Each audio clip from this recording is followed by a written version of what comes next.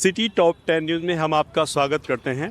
हम यहाँ पर आए हैं मेरठ में तेजगढ़ी के इलाके में और कुछ लोगों से जो आजकल सबसे हॉट मैटर चल रहा है वक्फ बोर्ड, जिसमें पार्लियामेंट में उसको आगे जेपीसी में भेज दिया गया है और इसके बारे में हमारे जो यहाँ के आम लोग हैं उनका क्या कहना है, आइए उन्हीं की ज़बान से उस वक्फ बोर्ड के बारे में जानकारी प्राप्त करते हैं। आइए, पता ना वक्फ बोर्ड के बारे में मालूम करते हैं। तो आपका शुभ नाम? उपेंद्र शर्मा। ये उपेंद्र शर्मा जी हैं। तो आप वक्फ बोर्ड के बारे में क्या जानकारी रखते हैं, और जो आजकल गवर्नमेंट में जो अमेंडमेंट बिल को लेकर के बात हो रही है उसे जेपीसी में भेज दिया गया है, तो इसके बारे में आप क्या बोलना चाहेंगे? सर, ये बिल चेंज होना ही चाहिए। ये क्या है, आपने सारे अधिकार एक दूसरे सामने छोड़े। आप बाप बेटा जो है आपके बाप की प्रॉपर्टी पे अधिकार नहीं कर सकता, नहीं जमा सकता, और वक्फ बोर्ड जिसकी प्रॉपर्टी चाहे उस पर कब्जा कर ले, और हम कोर्ट में भी नहीं जा सकते। ये कौन सा कानून है? ये क्या हमारे अधिकारों का हनन नहीं है? कहाँ गया हमारे अधिकार सर? संविधान में सबको अधिकार है, आप मेरी प्रॉपर्टी पे आके कब्जा कर लें और मैं उसके विरुद्ध सुप्रीम कोर्ट में भी नहीं जा सकता। ये तो सर काला कानून है, इसको तो चेंज होना चाहिए, हर हालत में चेंज होना चाहिए। इस तरह तो आए दिन आज ही हमारे मकानों पर कब्जा हो रहा है, कल को हिंदुस्तान पर कब्जा हो जाएगा, हम कुछ कर ही नहीं सकते।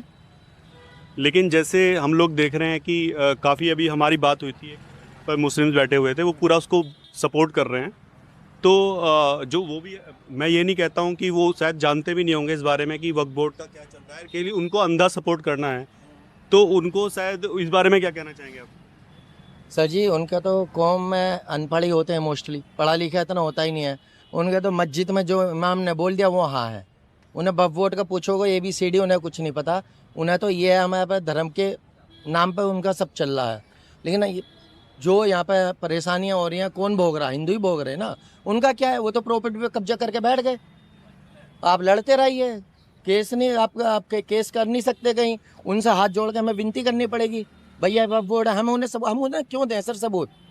मतलब हमारी प्रॉपर्टी, हमारे पेपर, और हमारे ऊपर आके कब्जा करके हम मुझसे रिक्वेस्ट करेंगे। सर क्यों करें हम रिक्वेस्ट?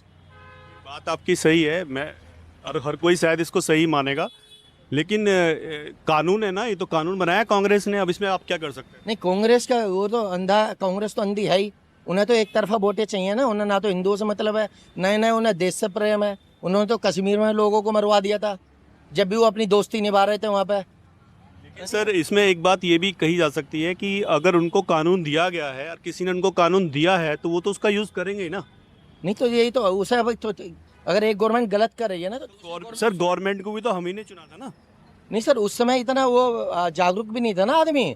चुनाव के टाइम में जानकारी नहीं थी, चुनाव के टाइम में फटाफट कर दिया उन्होंने। अब जानकारी तो पता चली है ना। अब एक कोई सरकार आई है जो देश के लिए सोच रही है, देश के डेवलपमेंट के लिए सोच रही है, आम पब्लिक के लिए सोच रही है। वो तो कोई भेदभाव नहीं कर रही, मोमदनों को भी समान अधिकार दे रही है ना। हिंदुओं का हर समय हिंदुओं पर अत्याचार थोड़ी झेला जाएगा। सर, आप कुछ बोलना चाहेंगे इस बारे में? जो भी मतलब हो रहा है गलत तो हो ही रहा है। वक्फ बोर्ड कोई ठीक काम तो कर ही नहीं रहा है ना। सब जो है मतलब हिंदुओं का अहित वाली ही चीज़ें हैं, सब हिंदुओं के पक्ष की तो कोई चीज़ें है ही नहीं ना। तो जहाँ तक मैं समझता हूँ ये सब चीज़ें गलत हो रही हैं। सरकार जो भी कर रही है वक्फ बोर्ड के खिलाफ, जो भी कदम उठा रही है, बिल्कुल सरकार जो है अपने हिसाब से बिल्कुल सही कर रही है। मैं सरकार के सहमत में हूँ, सरकार बिल्कुल ठीक कर रही है, बीजेपी गवर्नमेंट बिल्कुल ठीक कर रही है।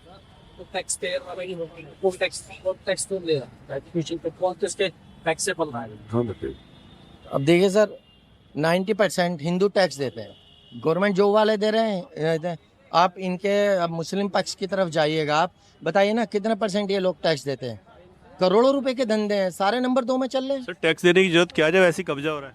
हाँ तो सर, ये तो गवर्नमेंट की कमी है ना। अब गवर्नमेंट उसे सुधारने के चक्कर में लग रही है तो सबके पेट में दर्द हो रहा है, विपक्ष के पेट में दर्द हो रहा है। तो वो देते हैं ना सर जो काम करते हैं। सर वो काम नहीं कर, वो भी तो काम कर रहे हैं, बस ये है कोई नंबर 1 में कर रहा है, कोई नंबर 2 में कर रहा है। उन्हें कानून का ही डर नहीं है ना सर।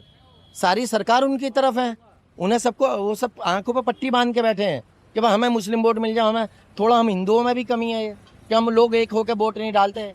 हिंदुओं को तो उन्होंने शुरू में बांट दिया जात पात में, और आज भी ये बांटने के चक्कर में लग रहे हैं कि हिंदू बटे और कटे। और ये बात सही है, योगी जी का मैं तो समर्थन करता हूँ। योगी जी ने जो बोला है हिंदू बटेगा और कटेगा, वो बिल्कुल सही बात है। हिंदू डरपोक नहीं है। अगर कोई कौम ये सोचती हो हिंदू डरपोक है, हिंदू डरपोक नहीं है। हिंदू कोमल है, हृदय का कोमल है। वो चाहता है शांति से रहें और शांति से रहने दें। तो देखिए इस प्रकार हमने यहाँ पर 3 लोगों के विचार लिए हैं। एक शर्मा जी, सैनी जी और एक मुस्लिम समुदाय के एक व्यक्ति बैठे हुए थे जो उठ के चले गए। तो इस तरह से हमने सब यहाँ लोगों के, हमें यहाँ रैंडमली आए हैं, हमें कोई जानता नहीं है, यहाँ पर एकदम रैंडमली आके लोगों से पूछा है। तो अब देखते हैं कि आगे और भी हम इस तरह की न्यूज़ आपके सामने लाते रहेंगे और देखते हैं कि आगे लोग और किस तरह के विचार रखते हैं, जिससे हमारी सरकारों को कम से कम ये पता चले कि आम इंसान सोचता क्या है। धन्यवाद। अगर आप ये वीडियो YouTube पर देख रहे हैं तो हमारे चैनल को सब्सक्राइब करें और बेल आइकन को दबाना ना भूलें।